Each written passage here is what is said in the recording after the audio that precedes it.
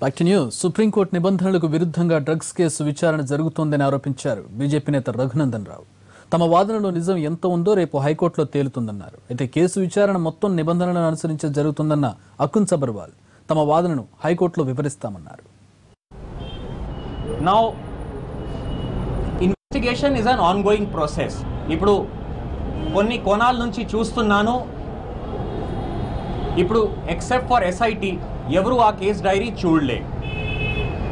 NDPS act కింద చూస్తే possession, sale, purchase, consumption అంటే వాళ్ళ దగ్గర ఉండడం, ఎవరికి అమ్మడం, ఎవరి నుంచి కొనడం, వాడడం మరియు నా ఇంటిలో వాడితే అదే కూడా నేరమే. సో ఇప్పటి వరకు కేస్ డైరీలో ఏముంది అదే చూడకుండా కొంతమంది అంటున్నారు కేస్ ఇది లేదు, అదే లేదు, ఇది లోపాలు ఉన్నాయి, అదే లోపాలు ఉన్నాయి. నాకు తెలియదు వాళ్ళకి చేతిలో సిడి ఫైల్ ఎలా వెళ్ళింది, లేకపోతే సిడి ఫైల్ చూడకుండా వాళ్ళు ఈ కేసు గురించి ఆల్రెడీ జడ్జ్మెంట్లో కూర్చుంటున్నారు. నాకు దాని గురించి ఎక్కువ వాళ్ళ పెద్ద మనిషి ఉండవచ్చు, ఎవరైనా ఉండవచ్చు, కానీ without seeing the case dairy even the best lawyer in the country cannot say. Charmi వేసినటువంటి పిటిషన్లో సుప్రీంకోర్టు ఏం చెప్పింది, భారత రాజ్యాంగం ఏం చెప్పింది, శాంపుల్ కలెక్షన్ ఏ సందర్భంలో చేయాలి, ఏ సందర్భంలో చేయకూడదు అనే విషయం లోపల ప్రముఖ సినీ నటి చార్మి గారు ఒక రిట్ పిటిషన్ ఫైల్ చేసినారు. అది నెంబర్ అయింది. డబ్ల్యూపీ నెంబర్ వచ్చి 24458. రేపు హైకోర్టు కాజు లిస్ట్ లోపల సీరియల్ నెంబర్ 9లో వస్తూ ఉంది. జస్టిస్ రాజశేఖర్ రెడ్డి గారి బెంచ్ ముందుకు వస్తూ ఉంది. వారి వాదనను వారు వచ్చి కోర్టులో వినిపించమని మేము అడుగుతున్నాం అక్కడి సబర్వాల్ని. మా వాదన మేము వినిపించబోతా ఉన్నాం. ఏది కరెక్ట్ అనేది రేపు కోర్టు డిసైడ్ చేస్తుంది. మ్యాటర్ కోర్టు ముందు సబ్జుడిస్ అయి ఉన్నది కాబట్టి నేను అకున్ సబర్వాల్ అడిగినటువంటి ప్రశ్నలకి యాజ్ ఇట్ ఈస్గా సమాధానం రేపు కోర్టులో చెప్తాం. ఎవరి వాదన కోర్టు వింటుంది, ఎవరు చెప్పింది కరెక్ట్ అని కోర్టు విశ్వసిస్తుంది. రేపు ఈ టైం కల్లా కోర్టే ఉత్తర్వులు ఇస్తుంది. ఒక న్యాయవాదిగా నేను చెప్పినటువంటి అంశానికి నేను తిరిగి చెప్తా ఉన్నాను, కట్టుబడి ఉన్నాను. వ్యక్తిగతంగా ఎవరిని బ్లేమ్ చేయడానికి మాట్లాడాల్సినటువంటి అవసరం లేదు. 11 గంటలు 12 గంటలు విచారణ సాగిస్తున్నటువంటి మీరు అవన్నింటినీ 24 గంటలలో కోర్టులో సబ్మిట్ చేయాల్సినటువంటి బాధ్యత మీకుందని గుర్తు చేశాము. దాంట్లో ఏం తప్పుందని నేను అనుకోవట్లేదా, చట్ట ప్రకారమే అడుగుతా ఉన్నాము. మీరు చెప్తున్నారు మేము చట్టాన్ని గౌరవిస్తామని, నేను చెప్తున్నాను మీరు కూడా చట్టాన్ని గౌరవించండి.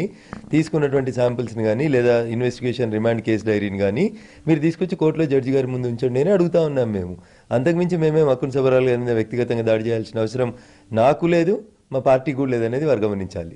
ఒక మనిషికి టార్గెట్ చేయడం, లేకపోతే ఒక టీంకి టార్గెట్ చేయడం, లేకపోతే ఒక డిపార్ట్మెంట్కి టార్గెట్ చేయడం ఈజ్ నథింగ్ బట్ డెఫమేషన్. ఈయన ఈ పని కోసం చేస్తున్నారు, ఆ డిపార్ట్మెంట్ ఆ మనిషి ఈ పని కోసం చేస్తున్నారు. This is defamation and if it is not stopped we will seek legal remedies for this. విచారణ చేపట్టబడినటువంటి కొంతమంది దర్శకులు కానివ్వండి, నటులు కానివ్వండి, మీరు ఏ రకమైనటువంటి ప్రశ్నలు అడిగారు, ఏ రకంగా ఇబ్బంది పెట్టారు, వ్యక్తిగతమైనటువంటి ప్రశ్నలు ఎందుకు అడుగుతున్నారు, వాళ్ళ సినిమాలకు సంబంధించినటువంటి ప్రశ్నలు ఎందుకు అడుగుతున్నారు, లేదా హీరోయిన్లకు సంబంధించినటువంటి వ్యక్తిగతమైనటువంటి ప్రశ్నలు ఎందుకు అడుగుతున్నారు అనేటువంటి అంశాలని మా దృష్టికి తీసుకొచ్చినారు. మీరు ఇచ్చినటువంటి నోటీసు ఎన్డీపీఎస్ యాక్ట్ కోసం రండి, దీనికి సంబంధించి డ్రగ్స్కి సంబంధించి మీ దగ్గర ఏమైనా సమాచారం ఉందా అని ఇన్ఫర్మేషన్ అడగాల్సిన మీరు వ్యక్తిగత వివరాలు అడగడాన్ని మేము ప్రశ్నిస్తా ఉన్నాం. రిమాండ్ కేసు డైరీలో వేయండి, కోర్టులో వేసినాక మేము సర్టిఫైడ్ కాపీ తీసుకుంటాం. ఖచ్చితంగా అకున్ సబర్వాల్ గారు రేజ్ చేసిన ప్రతి అంశానికి సమాధానం చెప్తాం. మేము ఇట్లా ఏదో చెప్తే భయపడిపోవడానికి డిఫమేషన్ నోటీసులు ఇస్తామంటే భయపెట్టడానికి సిద్ధంగా లేము. ప్రభుత్వం అట్లే భయపెట్టిస్తుంది ప్రతిపక్షాలని మాట్లాడొద్దని, అధికారులు కూడా అట్లే భయపెట్టిస్తారు ఎవరు మాట్లాడితే వాళ్ళకి డిఫమేషన్ నోటీస్ ఇస్తామని. ఏంది ఇది ప్రజాస్వామ్యమా ఇంకేమన్నా? ఇవన్నీ ఇస్తే చట్ట ప్రకారం మీరు చట్టాన్ని గౌరవిస్తా అంటున్నారు, నేను చట్టాన్ని గౌరవిస్తా అంటున్నాను. కోర్టులో